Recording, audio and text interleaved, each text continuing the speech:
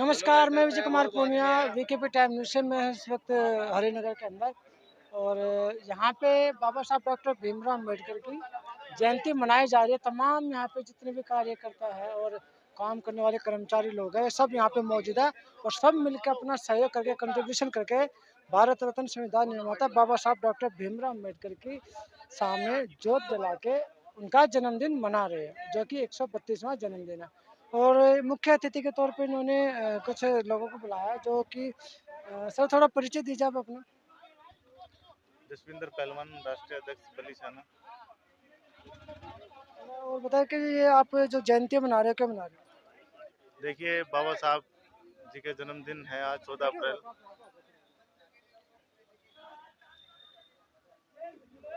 देखिए, पूरी दुनिया जानती है कि आज के दिन बाबा साहब भीमराव अम्बेडकर जी का जन्म हुआ था और उन्हीं के खुशी के उपलक्ष्य में सभी पूरे दुनिया में बाबा साहब का जन्मदिन मनाया जा रहा है।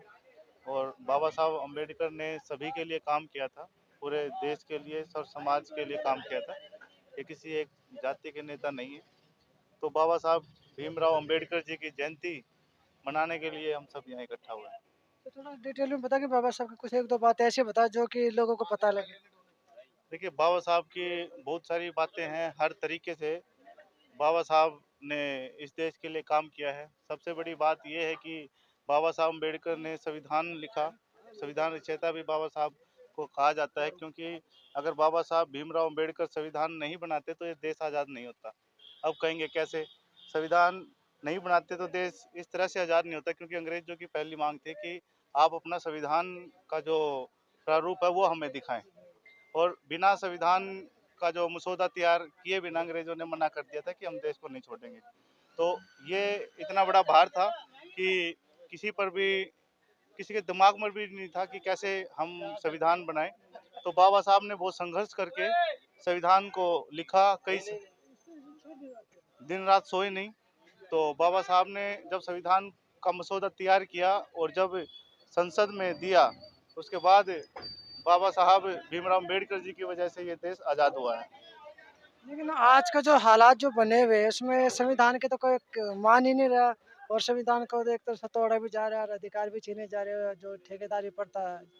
देखिए, बाबा साहब ने संसद में एक और बात कही थी कि संविधान कितना ही अच्छा हो, अगर उसे चलाने वाले अच्छे लोग नहीं है तो वो बुरा साबित होगा। और कितना ही बुरा संविधान क्यों ना हो, अगर उसे चलाने वाले अच्छे लोग हैं तो संविधान, हर संविधान अच्छा साबित होगा। तो यहाँ पर जो बाबा साहब ने दुनिया का सबसे बड़ा संविधान लिखा है, और यहाँ पर जो सिस्टम है, संविधान का पालन करने वाले लोग सही नहीं है। इसीलिए देश की सारी की सारी जो व्यवस्था है वो खराब हो रही है। और बाबा साहब के संविधान को इसीलिए यहाँ पर जो कुछ लोग हैं घटिया मानसिकता के, जो जातिवाद को बढ़ावा देते हैं, कि बाबा साहब को सीमित करने का प्रयास किया जाता है कि बाबा साहब भीमराव अम्बेडकर ने एक ही जाति के लिए काम किया, दलितों के लिए काम किया। लेकिन आज जो उनकी बहन बेटियां, हमारी बहन बेटियां घरों से निकलकर देश की सेवा कर रही हैं, सरकारी नौकरियां, प्राइवेट नौकरियां कर रही हैं, राजनीति में हिस्सा ले रही हैं, वो सब बाबा साहब भीमराव अम्बेडकर जी की वजह से है। वरना महिलाएं सिर्फ रसोई तक सीमित थी, उनको घर से बाहर नहीं निकलने दिया जाता था। बाबा साहब ने लड़ाई लड़ी और महिलाओं को भी आज़ादी दी, स्पेशल रसोई घर से, कि वो अपना बाहर निकले और कामकाज करें। तो महिलाएं तो सब समाज में हैं, एक समाज में नहीं है। और महिलाएं आज हर जगह, हर फील्ड में अपना जो हुनर है, अपनी प्रतिभाएं हैं, वो दिखा रही हैं। तो आप एक पहलवानी में तो पहलवानी के नाते लोगों को क्या संदेश देना चाहोगे? मैं पहलवानी के नाते यही संदेश देना चाहूँगा कि आप कलम से भी मजबूत बनो और लठ से भी मजबूत बनो। जय भीम। सर आप भी कुछ बताओ। तो सर आप कुछ बताइए जयंती का नीरज। हाँ, सर कुछ बताइए आप ये जो जयंती के इसका ये आज बाबा साहब अम्बेडकर की 132वीं जयंती है। इस उपलक्ष्य में सुभाष नगर एमसीडी के ऑफिस के अंदर बनाई जा रही है। अभी यहाँ पे आगे पता चला है कि 6 वर्ष में यहाँ पे पहली बार इस जयंती का आयोजन किया गया है। बड़ी खुशी की बात है। सब लोग बड़े खुश भी हैं। सब लोगों का अपना अपना कंट्रीब्यूशन भी रहा। सबों ने अपने अपने कंट्रीब्यूशन से, किसी से पैसे, सरकार की तरफ से कोई मदद नहीं, सब उन्होंने अपने पैसे से बनाई है। शिक्षा को लेकर क्या क्या सोचते हो? शिक्षा को लेके बाबा साहब अम्बेडकर जी का यही कहना था कि हमारा जो सबसे बड़ा हथियार है वो दलितों का नहीं, हर वर्ग का, कोई भी वर्ग हो, शिक्षा से वंचित नहीं होना चाहिए। पढ़े लिखो, आगे बढ़ो।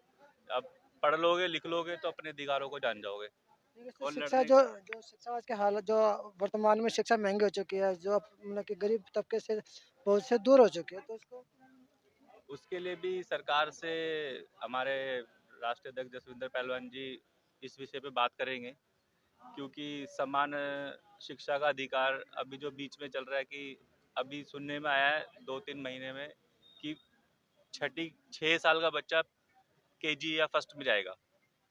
वो भी एक विचार करने वाली जो बात नई है कि शिक्षा नीति आएगी। जो सही, हाँ, जो सही, जो आप बता रहे हो बात, तो इस पे बात करेंगे, चल रही है इस पे बात, पहलवान जी करेंगे, हमारी बात चल रही है, इसमें बदलाव करा जाए, जो पहले ऐसी चीज़ है उसको लेकर आए। कुछ ऐसी बात बताता कि युवा जो है बाबा साहब से प्रभावित हो और उसको उसको जानने लगे। देखो, बाबा साहब अम्बेडकर जी ने इस भारत में 32 डिग्रियां प्राप्त की थी और 9 भाषा का उनको ज्ञान था। 21 साल की उम्र में उन्होंने, बाबा साहब अम्बेडकर जी ने, जितने भी धर्म की किताबें थी, जो भी थी, वो 21 साल की उम्र में ही पढ़ ली थी। जो हर धर्म का ज्ञान उनको 21 साल की उम्र में हो गया था। जब बच्चा ग्रेजुएशन करके कंप्लीट बाहर आता है तो वो अपनी एक दिशा ढूंढता है कि मैं क्या करूंगा, लेकिन वो सब कुछ अचीव कर चुके थे। तो वो अपने समाज को, अपने जो शोषित वंचित लोग, जो इस देश के अंदर सबसे ज़्यादा घिनौनी हरकत चलती थी और आज भी कहीं कहीं चलती है, जातिवाद, जो चरम पे था उस समय पर, जब तो संविधान भी नहीं था, जब लोग लड़ना भी नहीं जानते थे, उस समय बाबा साहब अम्बेडकर ने लड़ना लोगों को सिखाया और खुद भी लड़े। तो आज तो संविधान है, लोगों के पास टेक्नोलॉजी है, फ़ोन है, हर चीज़ है, तो अब लड़ना थोड़ा आसान हो गया है, तो हमारे लोग जीत भी रहे हैं, लड़ भी रहे हैं और बाबा साहब अम्बेडकर के राह पे चल भी रहे हैं। धीरे धीरे जागरूकता, बहुत धीरे धीरे नहीं, अब टेक्नोलॉजी तो के उम्मीद है ज़माने कि में बहुत तेज काफी आ रहा है, बदलाव आ रहा स्पीडली है। स्पीडली बदलाव आ रहा है। चलो आप भी कुछ बताओ। मैं सबसे पहले आप सभी भाइयों को आपके चैनल के माध्यम से बाबा साहब अम्बेडकर के जन्मदिन की सभी को शुभकामनाएं देता हूं। मैं भी इस प्रोग्राम से बहुत बेहद तहे दिल से खुश हूं कि 6 साल में हमारे डिपो में इस तरह का कोई प्रोग्राम हुआ है, बाबा साहब की जयंती मनाई गई है और मैं चाहता हूं कि हर साल ये प्रोग्राम कंटिन्यू रहे यहाँ पे, मेरी दिली इच्छा है। बाकी सबको मैं एक ही संदेश देना चाहता हूँ कि बाबा साहब ने जो हमारे देश का संविधान जो लागू किया है, उस संविधान के हिसाब से ही, वो संविधान अपने लिए किसी के लिए लागू नहीं किया है, वो देश में सबके लिए लागू किया है। वो किसी एक समाज को या एक विचारधारा को देख के नहीं बनाया गया है। तो बाबा साहब ने पहले से शुरू से क्या अब तक भी कोई ऐसा सोच के भेदभाव वाला संविधान नहीं बनाया, वो सबके लिए बराबर है। तो सभी को उनके बनाए गए संविधान के अनुसार चलना चाहिए, उनके विचारों को ग्रहण करना चाहिए।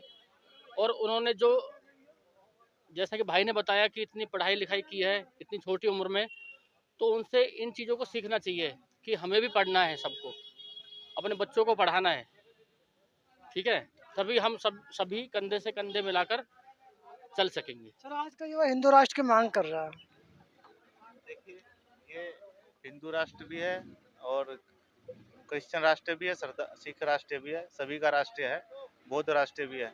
यहाँ पर हर धर्म की, हर तरह के लोगों की समान इज्जत की जाती है। ऐसा नहीं है कोई हिंदू राष्ट्र बोल रहा है उनके लिए हिंदू राष्ट्र है, कोई बौद्ध राष्ट्र बोल रहा है उनके लिए बौद्ध राष्ट्र है। ये हिंदुस्तान है, यहाँ पर सभी धर्म है, अखंड भारत है ये। बाबा साहब ने जो संविधान में लिखा हुआ है कि इंडिया का मतलब भारत है, ना कि हिंदू राष्ट्र है। तो लोग हिंदुस्तान बोलते हैं ना, बोलते हैं। नहीं, जो संविधान के हिसाब से है उसी हिसाब से मैं बोल रहा हूँ, भारत है। और ये भारत में सभी जाति और सभी धर्मों के लोग रहेंगे और प्यार से रहेंगे। कोई एक राष्ट्र नहीं है, किसी एक धर्म का राष्ट्र नहीं है, ये सभी का राष्ट्र है। हम सभी धर्मों का सम्मान करते हैं, लेकिन ऐसा नहीं है कि किसी सभी एक ही नारा देने लग जाएंगे। जिसको जो कहना है अपने हिसाब से कहे। 30 अप्रैल को जितने सनातनी लोग हैं ना, वो हिंदू राष्ट्र की मांग को लेकर ताल कटोरा स्टेडियम में एक प्रोग्राम करने जा रहे हैं। देखिए, सबका अधिकार है मांग करने का, करने दो, उन पर कोई पाबंदी, गुलाम तो है नहीं। बाबा साहब ने ही सबको स्वतंत्रता का अधिकार दिया, अपनी मांग मांगने का जो अधिकार है संविधान में बाबा साहब ने ही दिया है। तो उससे हमें कोई एतराज नहीं है, वो मांग कर रहे तो करने तो अच्छी बात है। और इसमें तो कोई ऐसी बात नहीं है कि भाई उनका विरोध किया जाए या कुछ। मांग कर रहे हैं, करते रहें, अच्छी बात है, करना चाहिए।